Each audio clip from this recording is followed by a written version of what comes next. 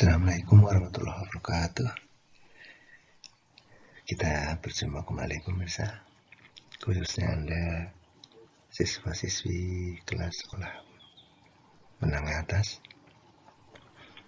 Semoga Anda semua dalam kondisi sehat. Pada kali ini kita akan kembali membahas sebuah materi. Kali ini kita membahas tentang bekerja ilmiah.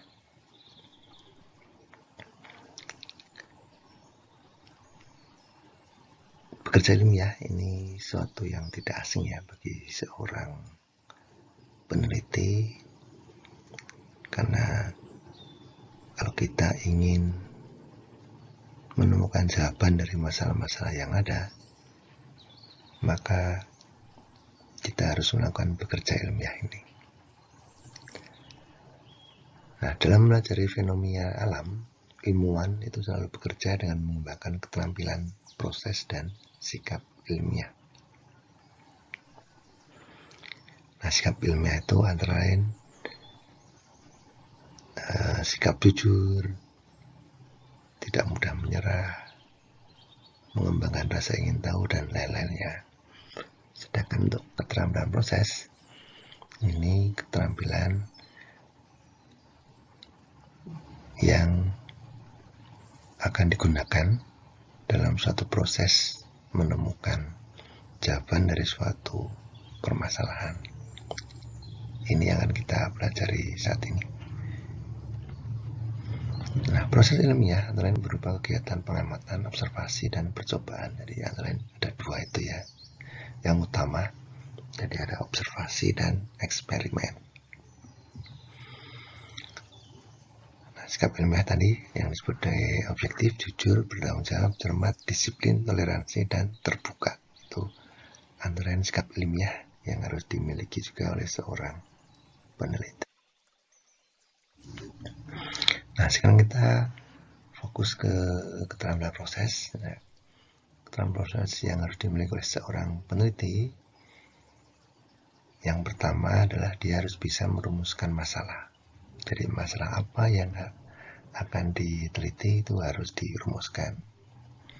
Nah, menyusun rumusan masalah ini biasanya menggunakan kata tanya.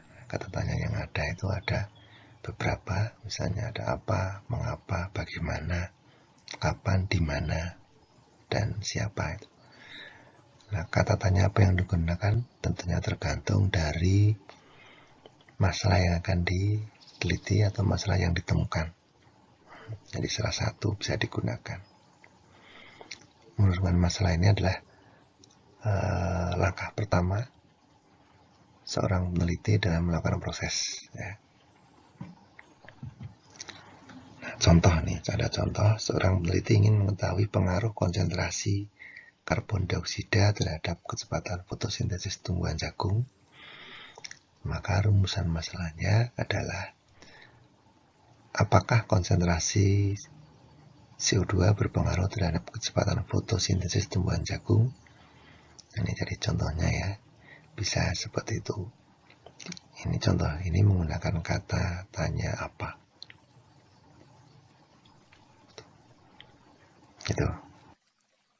Kemudian keterampilan yang kedua, ini keterampilan mengumpulkan data atau informasi yang ini nanti akan menjadi tinjauan pustaka. Nah, apa itu tinjauan pustaka? Nah, terus di pustaka itu dapat berbentuk kajian teoritis yang pembahasannya difokuskan pada informasi sekitar permasalahan penelitian yang hendak dipecahkan. Jadi, peneliti itu harus mengumpulkan data-data yang terkait dengan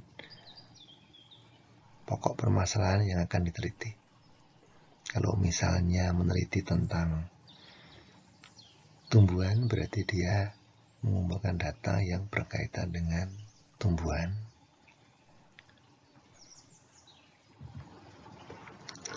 Nah, beberapa sumber informasi yang dapat digunakan untuk mencari data itu bisa menggunakan jurnal penelitian, buku, surat kabar, dan majalah.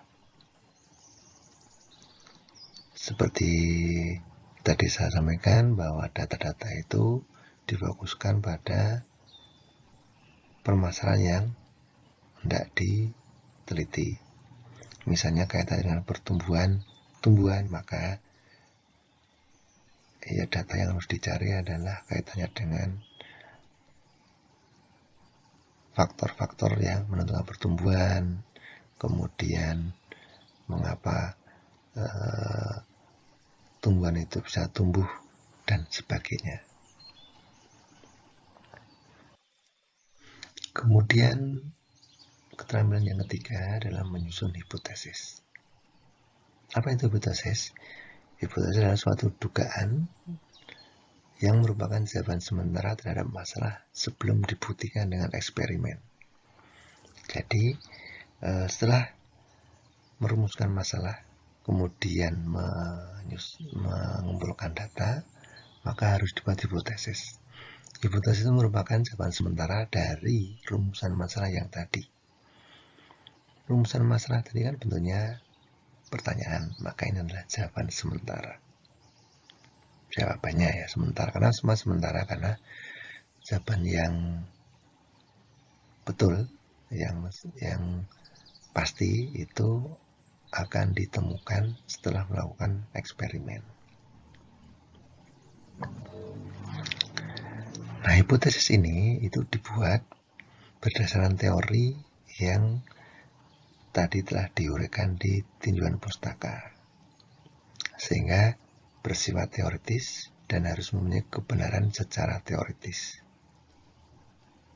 Ya, jadi dasar membuat hipotesis itu adalah tinjauan pustaka, jadi tidak bisa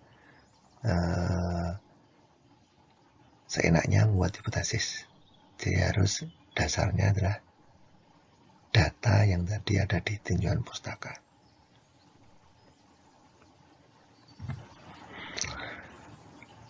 Untuk dapat menyusun hipotesis, harus diketahui teori-teori utama yang berkaitan dengan variabel yang dipermasalahkan. Jadi variabel apa yang ada itu yang akan digunakan untuk membuat hipotesis.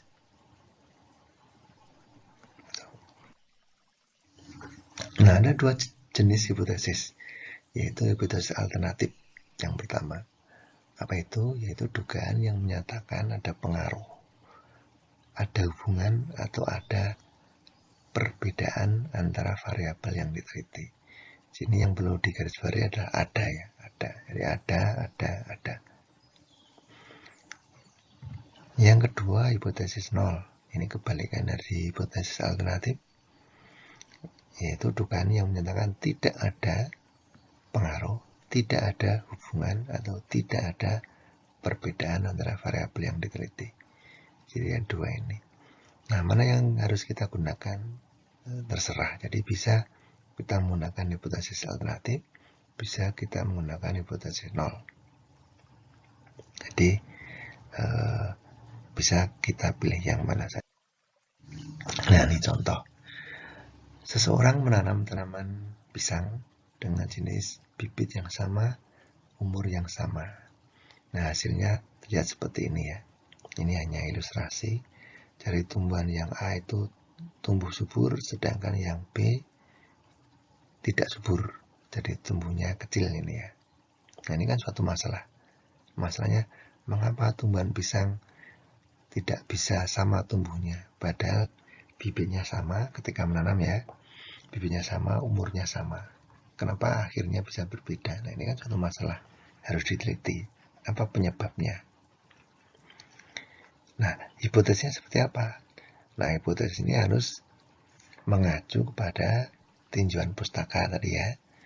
Nah, tinjauan pustaka itu kan kaitannya dengan pokok permasalahan. Pokok permasalahan adalah tentang pertumbuhan ya. Pada pertumbuhan itu kaitannya nanti variabelnya ada faktor-faktor yang mengenai pertumbuhan, misalnya sinar matahari, pupuk, kelembapan, suhu, dan lain-lainnya. Nah, itu maka hipotesisnya harus berkaitan dengan hal-hal tersebut. Tidak boleh dikaitkan dengan hal-hal yang lain. Nah ini, jadi sebelum membuat hipotesis tadi harus diketahui variabel-variabel yang mengaruhi pertumbuhan tanaman pisang. Apa itu? Ada sinar matahari, kesuburan tanah, CO2, air, dan lain-lainnya. Sehingga hipotesis itu harus berkaitan dengan ini semua. Ya, harus berkaitan dengan faktor yang mengaruhi pertumbuhan tadi. Contoh hipotesisnya bisa seperti ini. Tumbuhan pisang B tidak dapat tumbuh subur karena kurang cahaya. Itu hipotesisnya ya. Jadi bisa jadi karena yang pisang yang B itu tumbuhnya dia ternaungi oleh tumbuhan yang lain sehingga kurang cahaya. Nah, sekali lagi tentu hipotesis ini jawaban sementara. Harus diteliti apakah benar atau tidak. Gitu ya. Bisa jadi hipotesis yang lain ya. Misalnya tumbuhan pisang B tidak tumbuh subur karena kekurangan zat hara di tanahnya. Itu bisa aja. Jadi juga harus diteliti untuk menemukan jawaban yang pasti. Itu namanya hipotesis. Jadi semua berkaitan dengan permasalahan yang dibahas. Tidak boleh membuat hipotesis misalnya seperti ini. Tumbuhan pisang B tidak tumbuh subur karena ditanam oleh bukan petani pisang. Nah, itu kan tidak ada hubungannya ya.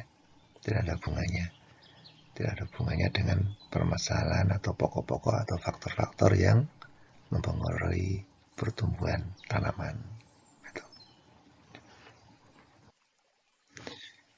Faktor yang keterampilan berikutnya adalah menentukan variabel. Jadi seorang peneliti harus bisa menentukan variabel-variabel yang menentukan dalam suatu penelitian. Apa itu variabel? Merupakan faktor yang berperan atau berpengaruh dalam suatu kejadian atau gejala sesuatu yang diteliti. Jadi variabel itu faktor yang berperan ya, variabel. Dalam persiapan metodologis untuk menguji hipotesis, seorang peneliti harus mengidentifikasi variabel-variabel apa saja yang akan dilibatkan dalam penelitiannya. Jadi variabelnya apa saja yang terlibat itu harus ditentukan. Nah, semakin sederhana suatu penelitian, maka semakin sedikit variabel yang terlibat. Jadi makin sederhana ya tentu variabel makin sederhana, makin rumit variabelnya makin banyak. Nah, ada 3 macam variabel penelitian, ada 3 pokok nih ya. Variabel penelitian yang pertama variabel bebas atau variabel manipulatif. Adalah variabel yang sengaja diubah atau dibuat berbeda oleh peneliti. Jadi ini variabel bebas itu perlakuan yang dibuat berbeda antara objek yang satu dengan objek yang lain. Ini berarti variabel bebas. Objek penelitian maksudnya ya. Objek penelitian itu jadi buat beda. Yang kedua variabel terikat atau variabel respon adalah variabel yang berubah sebagai akibat perubahan atau perlakuan variabel bebas. Kemudian yang ketiga adalah variabel kontrol. Ini variabel atau faktor yang dibuat sama sehingga tidak mengaruhi hasil percobaan. Jadi variabelnya memang dibuat sama terhadap objek penelitian yang satu dengan yang lain itu dibuat sama. Nah, tujuannya adalah supaya nanti tidak terjadi kebingungan terhadap variabel bebas ini ya, terhadap variabel bebas. Contoh,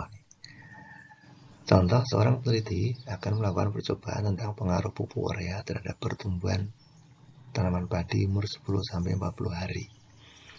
Maka variabel bebasnya adalah pupuk urea. Ini variabel bebas kenapa? Karena yang diteliti adalah kaitannya dengan pupuk urea. Dalam penelitian ini, maka kita bisa membayangkan bahwa settingan penelitian itu adalah nanti akan dibuat 2 kelompok tanaman padi umur 10-20 hari ya, ada 2 kelompok, 2 petak sawah gitu. Nanti yang satu akan diberi pupuk urea, maka kelompok satunya tidak diberi pupuk urea. Seperti itu. Berarti pupuk urea ini berperan sebagai variabel bebas. Kenapa seperti itu settingannya? Karena untuk mengetahui pengaruh pupuk urea, jadi kan harus ada perbandingannya antara tanaman yang diberi pupuk dan yang tidak diberi pupuk. Jadi makanya kelompok tanaman padi yang satu diberi pupuk, kelompok padi tanaman yang lain tidak diberi pupuk.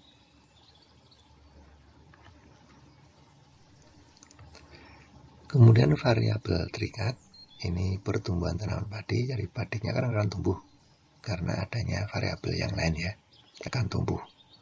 Khususnya variabel bebas ini akan tumbuh, nanti akan dilihat pertumbuhannya seperti apa. Itu berarti variabel terikat.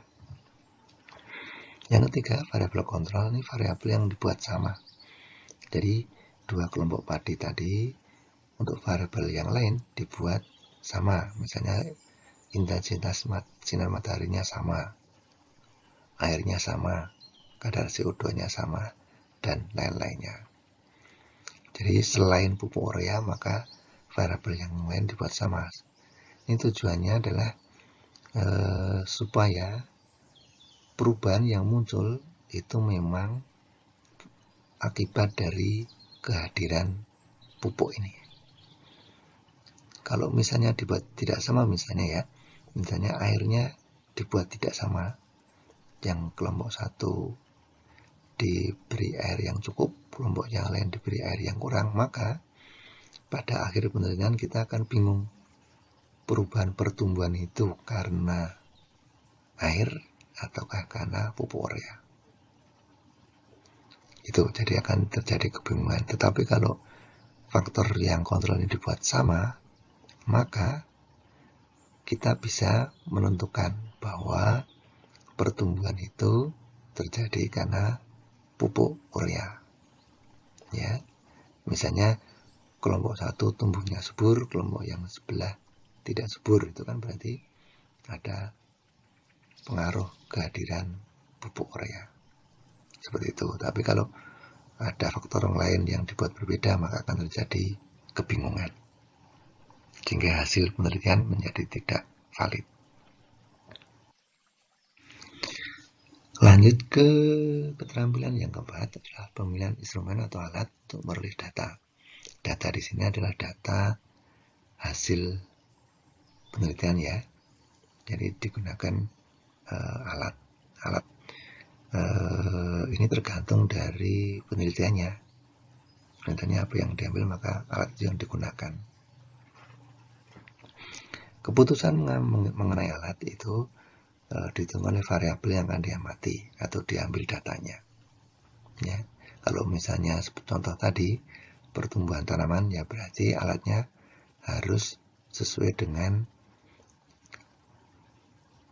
alat yang cocok untuk mengukur pertumbuhan tanaman, misalnya penggaris atau meteran ya, karena pertumbuhan kan berarti mengukur panjang atau tinggi.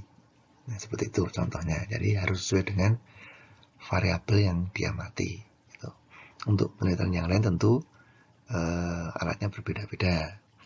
Kalau data yang diamati nanti bentuknya berat, ya berarti menggunakan timbangan dan lain-lainnya. Kemudian keterampilan yang lain adalah melaksanakan penelitian. Jadi kalau sudah semua ditentukan ya, nomor 1 sampai nomor 4 tadi ditentukan, maka tinggal melaksanakan penelitian. Jadi untuk mencapai jawaban, maka penelitian harus dilakukan. Pelaksanaan penelitian ini berfungsi untuk intinya ya, jadi menguji apakah hipotesis itu benar atau tidak. Ini yang tahap yang paling lama kan yang di sini ya, pelaksanaan penelitian, karena kalau tadi itu hanya persiapan-persiapan. Nah, kita lihat contoh pelaksanaan penelitian ya, terhadap satu contoh permasalahan yang tadi ini. Contoh masalahnya adalah pengaruh pupuk urea terhadap pertumbuhan tanaman pada umur tanaman padi umur 10-40 hari. Nah, contoh pelaksanaannya seperti apa? Seperti ini. Yang pertama, ini kita membuat perlakuan. Jadi kita buat 2 kelompok tanaman padi. Yang satu kelompok diberi pupuk urea, sedang kelompok yang lain tidak. Itu perlakuannya. Kemudian langkah berikutnya adalah mengendalikan faktor lain. Jadi faktor lain itu adalah variabel kontrolnya itu dibuat sama tadi ya. Misalnya pemberian air, banyaknya tanah, besarnya pot kalau kita menggunakan pot itu dibuat sama. Kemudian berikutnya adalah pengukuran. Setelah beberapa waktu maka akan dihasilkan pertumbuhan dan itu harus diukur. Akan menghasilkan data ya. Datanya berupa data kuantitatif karena berupa angka ya. Berupa angka karena datanya dapat diukur. Nah, alat ukurnya harus yang standar dan sesuai. Itu tadi langkah-langkah ya, langkah-langkah penelitian sampai akhirnya dihasilkan data. Sampai dihasilkan data kan tadi setelah diukur, sudah diukur hasil pertumbuhannya maka dihasilkan data. Lanjut, keterampilan yang nomor 6 adalah mengkomunikasikan hasil penelitian.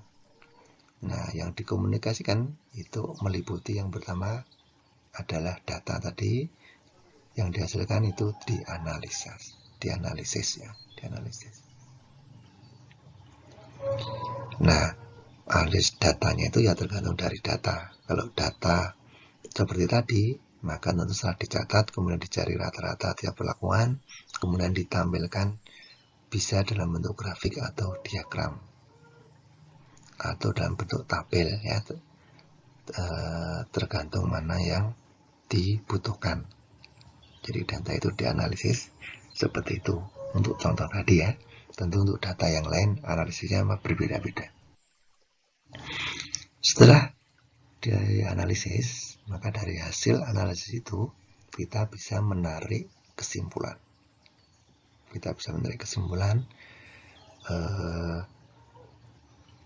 Hasil penelitian seperti apa. Nah, penarikan kesimpulan itu adalah karena terdasar pembahasan yang menyeluruh terhadap hasil penelitian tadi ya, dari hasil analisis tadi. Tuh. Nah, ada 2 kemungkinan kesimpulan. Yang pertama, hipotesis diterima yang berarti hasil penelitian sesuai dengan dugaan sementara, sesuai dengan hipotesis ya. Kemungkinan kedua, hipotesis ditolak yang berarti hasil penelitian tidak sesuai dengan dugaan sementara. Nah, itu jadi ada 2 kemungkinan. Nah, lalu bagaimana menanggapinya? Nah, penelitian yang baik itu tidak ditentukan oleh diterima atau tidaknya hipotesis. Jadi tidak menentukan. Kalau ditolak pun tidak apa-apa, diterima juga bisa ya. Semua hasil penelitian baik dan layak dipublikasikan jika dilakukan sesuai dengan prosedur ilmiah. Jadi kalau jawaban sementara atau hipotesis itu ternyata tidak sama dengan kesimpulan atau kesimpulan itu tidak sama dengan hipotesis, tidak masalah. Penelitian itu tetap baik, bukan berarti salah. Penelitian saya salah kok hasil eksperimennya tidak sama dengan hipotesis, tidak. Yang penting penelitian dilakukan dengan prosedur yang ilmiah, itu berarti penelitiannya baik ya. Oleh karena itu memang hipotesis itu bisa bebas ya, bisa bebas. Kemudian berikutnya mempublikasikan hasil ya. Hasil penelitian itu kan dipublikasikan ya. Itu bisa dalam bentuk buku atau diseminarkan atau di media yang lain. Kalau sekarang kan bisa media internet dan lain-lainnya, supaya orang lain tahu hasil karya kita atau hasil suatu penelitian sehingga dapat bermanfaat. Kan tujuannya itu. Jadi ada manfaatnya seperti itu. Nah, kalau untuk siswa SMA ya bisa dipublikasikan lewat majalah sekolah itu ya, diseminarkan atau digunakan untuk mengikuti lomba. Biasanya kalau siswa SMA itu banyak lomba tentang penelitian itu mesti ada ya, ada.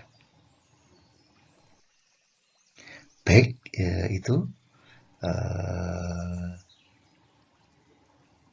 keterampilan proses yang harus dimiliki oleh seorang peneliti. Nah, keterampilan itu kan kalau diringkas itu sebenarnya ada suatu metode ilmiah ya. Metode ilmiah yang saya yakin Anda sering mendengarnya. Memang metode ilmiahnya harus dikuasai oleh orang yang ingin meneliti. Secara singkat, metode ilmiah tadi kan pertama nih merumuskan masalah. Yang pertama secara singkat, kemudian yang kedua mengumpulkan data sebagai kajian pustaka tadi ya, yang kaitannya dengan permasalahan yang diteliti, kemudian membuat hipotesis, kemudian melakukan percobaan, kemudian yang terakhir adalah menarik kesimpulan. Nih, ini metode ilmiah dalam bentuk singkat yang tadi sudah saya jelaskan. Oke, itu saya kira itu kaitannya dengan keterampilan proses yang harus dimiliki oleh seorang peneliti.